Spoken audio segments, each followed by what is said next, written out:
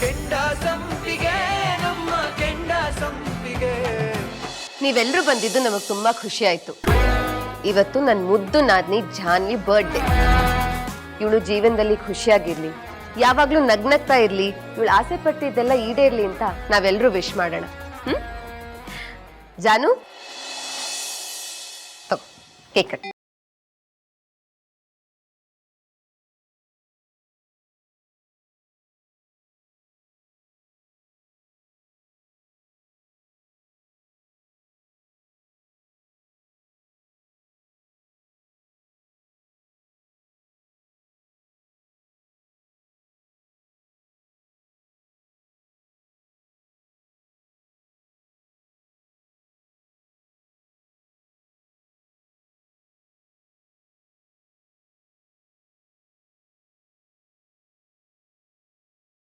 Happy birthday Janu.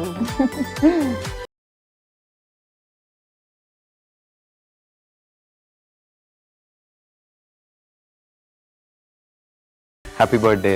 Thank you ಅಣ್ಣ.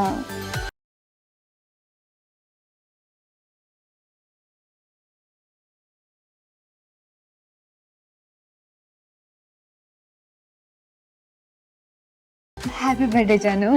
Thank you ಅತ್ತಿಗೆ.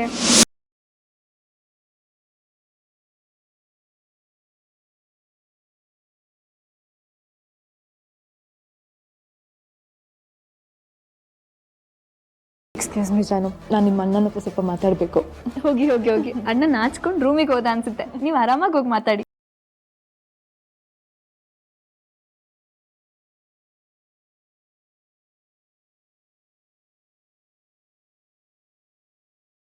ತೀರ್ಥ, please ತೀರ್ಥ, ನಾನು ಹೇಳೋದನ್ನ ಸ್ವಲ್ಪ ಅರ್ಥ ಮಾಡ್ಕೊಳ್ಳಿ ಪ್ಲೀಸ್.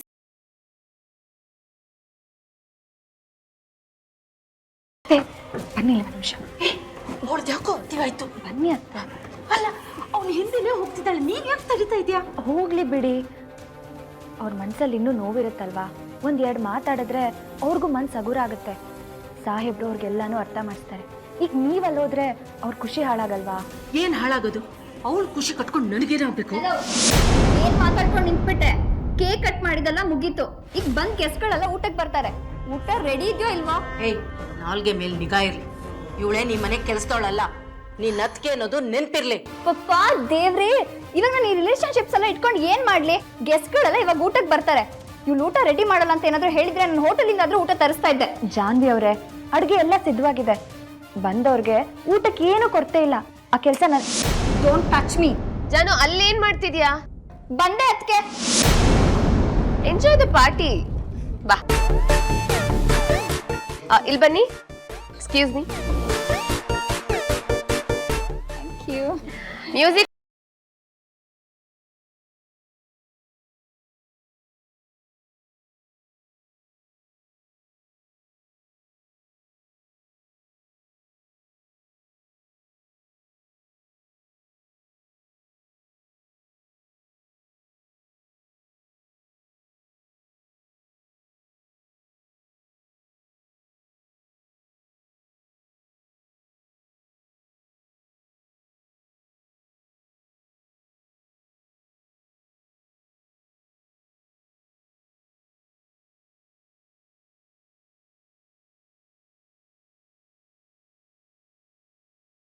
ಅತ್ತೆ, ನೀವು ಹೋಗಿ ಅವ್ರ ಜೊತೆ ಮಾತಾಡ್ತೀರಿ. ನಾನು ಅಡುಗೆ ಎಲ್ಲ ಸಿದ್ಧವಾಗಿದೆಯಾ ಅಂತ ನೋಡ್ತೀನಿ. ಹಾ, ಇಲ್ಲ, ಸುಮಾ ಒಬ್ಬಳನ್ನೇ ಬಿಟ್ರೆ ಅವರೆಲ್ಲ ಸೇರ್ಕೊಂಡು ಹುರ್ಕೊಂಡು ತಿಂದ್ಬಿಡ್ತಾರೆ.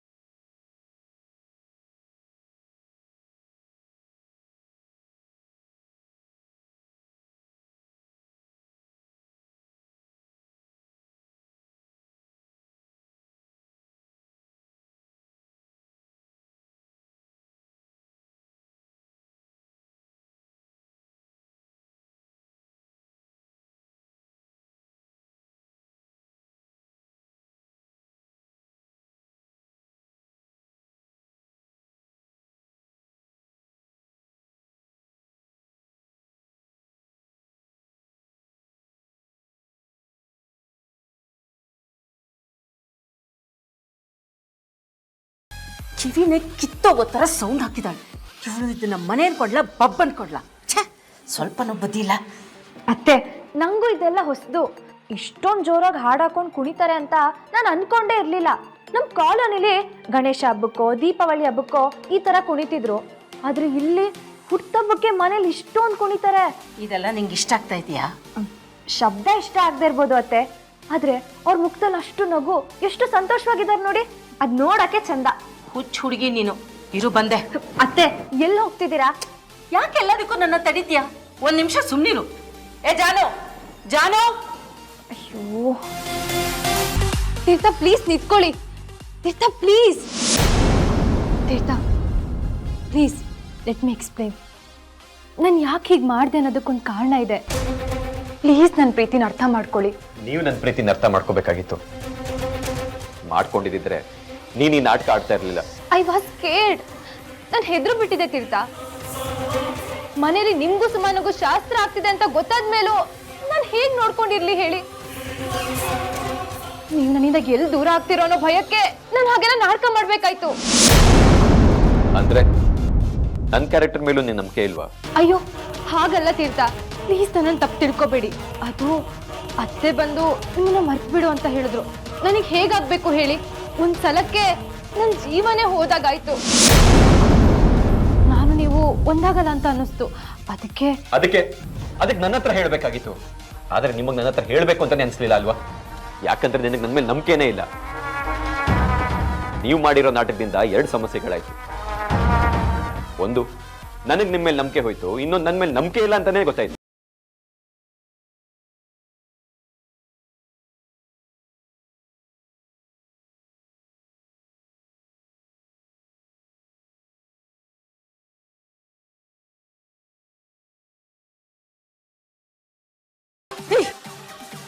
ಏನ್ ಮಾಡ್ತಾ ಇದ್ಯಾ? ಇದೇನ್ ಮನೆ ಅನ್ಕೊಡ್ಯಾ ಪಪ್ಪ ಅನ್ಕೊಡ್ಯಾ? ಅಕ್ಕ ಪಕ್ಕದ ಮನೆಯವರು ನ್ಯೂಸೆನ್ಸ್ ಕೇಸ್ ಬುಕ್ ಮಾಡ್ತಾರೆ. ಮೈ ಮೇಲೆ ಪ್ರಜ್ಞೆ ಇಲ್ಲ ನಿಂಗೆ? ಮಾ, ಹೊರಗಡೆ ಹೋಗಿ ಫ್ರೆಂಡ್ಸ್ ಜೊತೆ ಎಲ್ಲ ಪಾರ್ಟಿ ಮಾಡೋಣ ಅಂದ್ರೆ ಅದಕ್ಕೆ ನೀನು ನಿನ್ ಆ ಮನೆ ಕೆಲಸದೋಳು ತಡೆದ್ರಿ ತಾನೇ ನನ್ನ. ಅದಕ್ಕೆ ಫ್ರೆಂಡ್ಸ್ನೆಲ್ಲ ಮನೆಗೆ ಕರೆದು ನನ್ನ ಬರ್ಡೇ ಪಾರ್ಟಿ ಎಂಜಾಯ್ ಮಾಡ್ತಾ ಇದೀವಿ. ಲೆಟ್ಸ್ ಎಂಜಾಯ್ ಅಮ್ಮ. ಇವತ್ತು ಒಂದಿನ ತಾನೇ. ಆಮೇಲೆ ಅದೇನೋ ಅಂದಲ್ಲ ನ್ಯೂ ಸೆನ್ಸ್ ಅಂತ, ಅದೇನಾದ್ರೂ ಆದ್ರೆ ಅಣ್ಣನ ಹೆಸರು ಹೇಳ್ಬಿಡು ಆಯ್ತಾ? ಗೋಮಾ please, I want to enjoy. Go, ಹೋಗಮ್ಮ ಸುಮ್ಮನೆ. ಗೋ ಗೋ ಗೋ. ಜಾನು, ಭಾವನಾ, ಅಮ್ಮ ಬೈತಿರ್ಬೇಕು. ನಿಮ್ಮ ಅಮ್ಮಂಗೆ ಬೈಯೋದು ಬಿಟ್ರೆ ಇನ್ನೇನು ಗೊತ್ತು ಹೇಳು? ಪಾಪ ಅವಳ ಬರ್ಡೇ ಎಂಜಾಯ್ ಮಾಡೋಕ್ಕೂ ಬಿಡಲ್ಲ.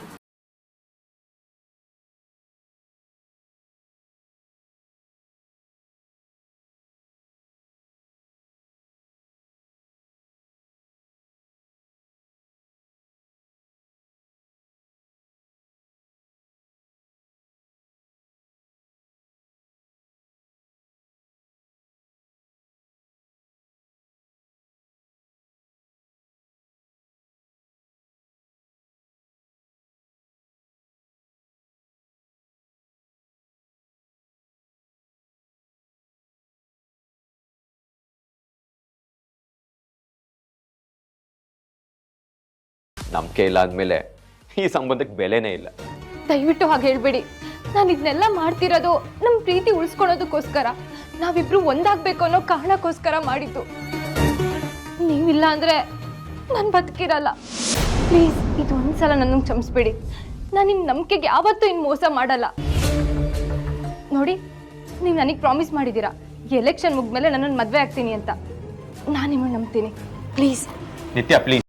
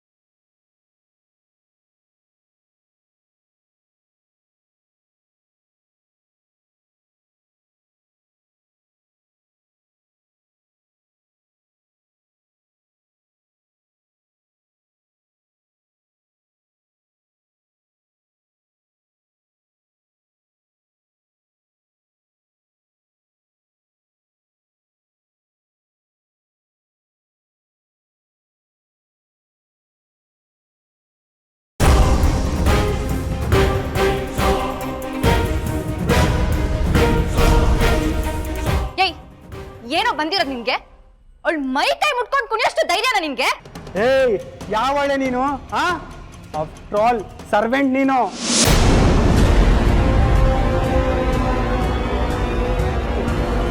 ಅರ್ಥ ಆಗ್ಲಿಲ್ಲ ಅಲ್ಲ? ನನ್ನ ಜಾನು ಹೇಳ್ತಿದ್ಲು ನಮ್ಮ ಮನೇಲಿ ಒಬ್ಳು ಕೆಲ್ಸದವಳಿದ್ದಾಳೆ ಅಂತ. ಕೆಲ್ಸದವಳು ಥರ ಇರೋದು ಕಲಿ. ನನ್ಗೇನು ಹೇಳಕ್ ಬರ್ಬೇಡ ನೀನು. ಯಾರೋ ಹೇಳಿದ್ದು? ಯಾರು ಹೇಳಿದ್ ನಾನು ಈ ಮನೆ ಕೆಲ್ಸದವಳು ಅಂತ? ನಾನು ಜಾನ್ವಿ ಅತ್ಗೆ.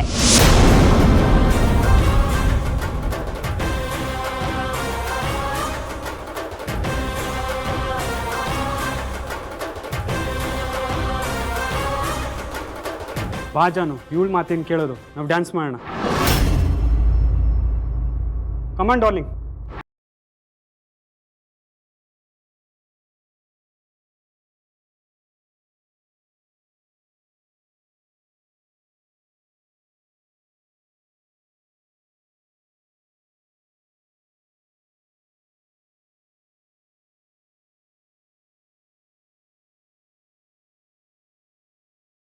ಏಯ್, ಏನೇ ಮಾಡ್ತಿದ್ಯಾ ನೀನು? ನನ್ ಕಣ್ ಮುಂದೆನೆ ನನ್ ಫ್ರೆಂಡ್ ಮೇಲೆ ಕೈ ಮಾಡ್ತೀಯಾ? ಎಷ್ಟು ಕೊಬ್ಬು ನಿನ್ಗೆ? ಅವನು ತಪ್ಪು ಮಾಡ್ದ, ಅದಕ್ಕೆ ಹೊಡೆದಿದ್ದು. ತಪ್ಪ? ಅಂತದೇನೇ ತಪ್ಪು ಮಾಡ್ದ ಅವನು? ತಪ್ಪು ಮಾಡಿದ್ದು ನೀನು. ಫ್ರೆಂಡ್ಸ್ ಎಲ್ಲ ಮನೆ ಕರ್ಸಿರುವಾಗ ಅವ್ರ ಮುಂದೆನೆ ನನಗೆ ಅವಮಾನ ಮಾಡ್ತಿದ್ಯಾ? ತೀರ್ಥ, ನಾನ್ ಪದೇ ಪದೇ ಹೇಳ್ತಾನೆ ಇದ್ದೀನಿ, ಇವಳು ಇದ್ದಲ್ಲೆಲ್ಲ ಜಗಳ ಇದ್ದೇ ಇರುತ್ತೆ. ನಾವು ಖುಷಿಯಾಗಿರೋದು ಇವಳು ಸಹಿಸ್ಕೊಳ್ಳೋದಿಲ್ಲ, ಯಾವಾಗ್ಲೂ ತೊಂದರೆ ಕೊಡೋದಕ್ಕೆ ನೋಡ್ತಾಳೆ. ನಿನಗೆ ಯಾಕಿದು ಅರ್ಥ ಆಗ್ತಾ ಇಲ್ಲ? ಸಾಹೇಬ್ರೆ, ಅವನು ಏನ್ ಅವನು? ಇಲ್ಲಿ ಬಂದಿರೋದೆಲ್ಲ ಫ್ರೆಂಡ್ಸು, ಪಾರ್ಟಿಲಿ ಎಂಜಾಯ್ ಮಾಡ್ತಿದ್ದಾರೆ. ಅದ್ರಲ್ಲಿ ತಪ್ಪು ಹುಡುಕ್ತಿರೋದು ನೀನು, ಯಾಕಂದ್ರೆ ನಿನ್ ಮನ್ಸ್ ಕೊಳಕಾಗಿದೆ. ಸಾಕ್ ಸುಮ್ನೆ.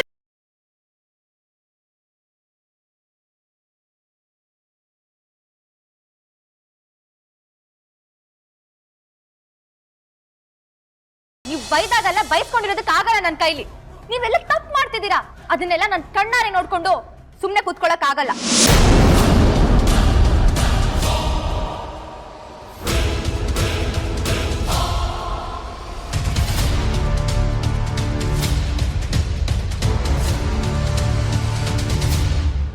ನೀವೇ ತಾನೇ ಯಾವಾಗ್ಲೂ ಹೇಳ್ತೀರಾ ಈ ಮನೆ ಘನತೆ ಗೌರವನ ಕಾಪಾಡ್ಬೇಕು ಅಂತ. ಅದನ್ನೇ ನಾನು ಇವಾಗ ಮಾಡಿದ್ದು. ಈ ಮನೆ ಗೌರವ ಹಾಳಾಗೋದಕ್ಕೆ ನಾನು ಯಾವುದೇ ಕಾರಣಕ್ಕೂ ಬಿಡಲ್ಲ. Shut up. ಬಿಡಲ್ಲ ಅನ್ನಕ್ಕೆ ನೀನ್ ಯಾರೇ? ನಾನು ಈ ಮನೆ ಸೊಸೆ.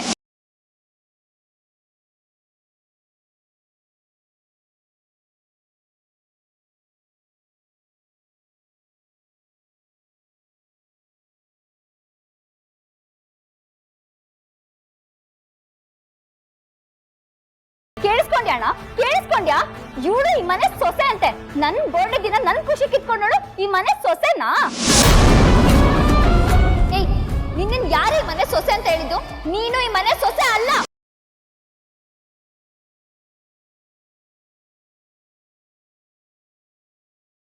ಜಾನು, ಕಂಟ್ರೋಲ್ ಯೋರ್ಸೆಲ್ಫ್.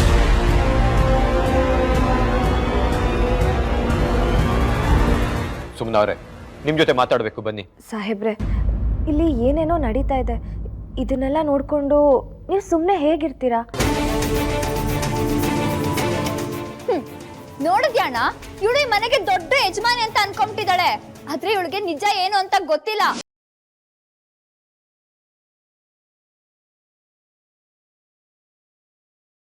ಅಣ್ಣ, ಈ ಪೀಡೆ ಇನ್ನು ಎಷ್ಟು ದಿನ ಅಂತ ಈ ಮನೇಲೆ ಇರ್ತಾಳೆ? ಜಾನು, ಸಾಕು. ಇಲ್ಲ ಅಣ್ಣ, ಇಲ್ಲ. ನನ್ಗಂತೂ ಇನ್ ಕಂಟ್ರೋಲ್ ಮಾಡಕ್ ಆಗಲ್ಲ. ನಾನು ಎಲ್ಲ ಸತಿ ಇವತ್ತೊಳಗೆ ಹೇಳೇ ಹೇಳ್ತೀನಿ.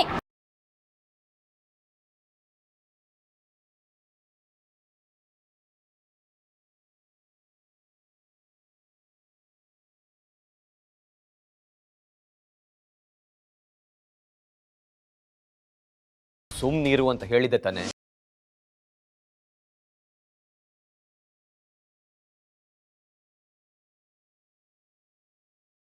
ಏನ್ರೋ, ಏನ್ ಪಾರ್ಟಿ ಮಾಡ್ತಾ ಇದ್ದೀರಾ? ಪಾರ್ಟಿ ಅಂತ ಹೇಳಿದ್ರೆ ಖುಷಿ ಹಂಚ್ಕೊಳ್ಳೋದು, ಸೆಲೆಬ್ರೇಟ್ ಮಾಡೋದು. ಈ ತರ ಕುಡ್ಕೊಂಡು ತೂರಾಡೋದಲ್ಲ. ಅದೆಲ್ಲಿ ಪಾರ್ಟಿ ಮಾಡ್ಕೋತೀರಾ ಮಾಡ್ಕೊಳ್ಳಿ ಹೋಗಿ. ಕಿವಿ ಮುಚ್ಕೊಳ್ಳೋ ಹಾಗೆ ಮ್ಯೂಸಿಕ್ ಹಾಕೊಂಡು ಡ್ಯಾನ್ಸ್ ಮಾಡ್ತಾ ಇದ್ದಾರೆ. ಅದೆಲ್ಲಿ ಪಾರ್ಟಿ ಮಾಡ್ಕೋತೀರಾ ಮಾಡ್ಕೊಳ್ಳಿ, ಯಾರು ಇಲ್ಲಿರ್ಬಾರ್ದು. Get out.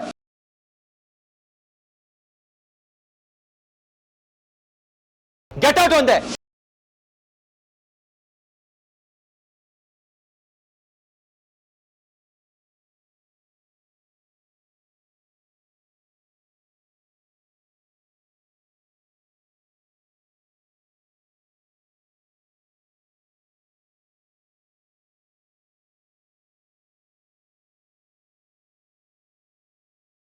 ತೀರ್ಥ, ಕಾಮ್ ಡೌನ್, ಕೋಪ ಮಾಡ್ಕೋಬೇಡಿ.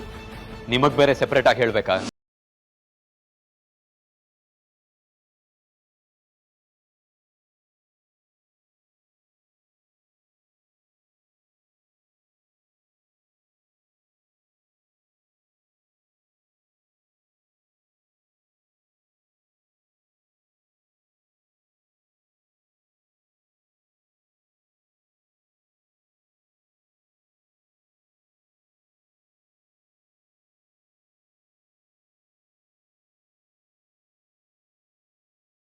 ಸಾಹೇಬ್ರೆ, ಇಷ್ಟೊಂದು ಕೋಪ.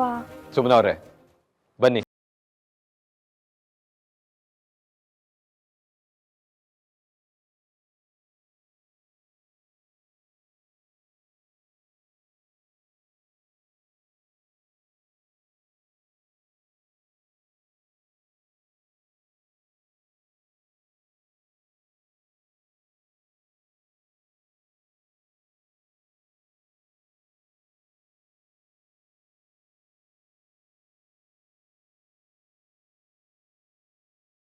ಸಾಹೇಬ್ರೆ, ಸುಮ್ಮನವ್ರೆ, ನಿಮ್ಗೆ ಮನೇಲಿ ಪಾರ್ಟಿ ಮಾಡೋದು ಇಷ್ಟ ಇಲ್ಲ ಅಂತ ಹೇಳಿದರೆ ಮುಂಚೆನೇ ಹೇಳ್ಬೋದಾಗಿತ್ತು. ಇಷ್ಟೆಲ್ಲ ಅರೇಂಜ್ಮೆಂಟ್ಸ್ ಮಾಡಿ ಸೆಲೆಬ್ರೇಟ್ ಮಾಡ್ಬೇಕಾದ್ರೆ ನೀವ್ಯಾಕೆ ಮಧ್ಯ ಹೋಗ್ಬೇಕಾಗಿತ್ತು? ಹಾಗಲ್ಲ ಸಾಹೇಬ್ರೆ, ಆ ಹುಡುಗ ಜಾನ್ವಿ ಹತ್ರ ತುಂಬಾ ಕೆಟ್ಟಾಗಿ ನಡ್ಕೋತಾ ಇದ್ದ. ಅದಕ್ಕೆ ನಾನಿದ್ದೀನಲ್ವಾ, ನನ್ನ ಹತ್ರ ಹೇಳ್ಬೇಕಾಗಿತ್ತು.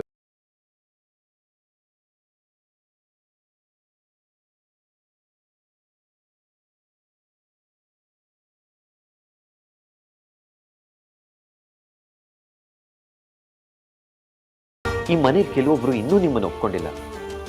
ಒಪ್ಕೊಳ್ಳೋವರೆಗೂ ನೀವು ಸ್ವಲ್ಪ ಹುಷಾರಾಗಿರ್ಬೇಕು. ನಿಮಗೆ ಹೇಳೋಣ ಅಂತ ಬಂದೆ ಸಾಹೇಬ್ರೆ, ಆದ್ರೆ ಅಷ್ಟರಲ್ಲಿ ನಿತ್ಯ ಅವರು ನಿಮ್ಮ ಜೊತೆ ಮಾತಾಡಬೇಕು ಅಂತ ರೂಮಿಗೆ ಬಂದ್ರಲ್ಲ,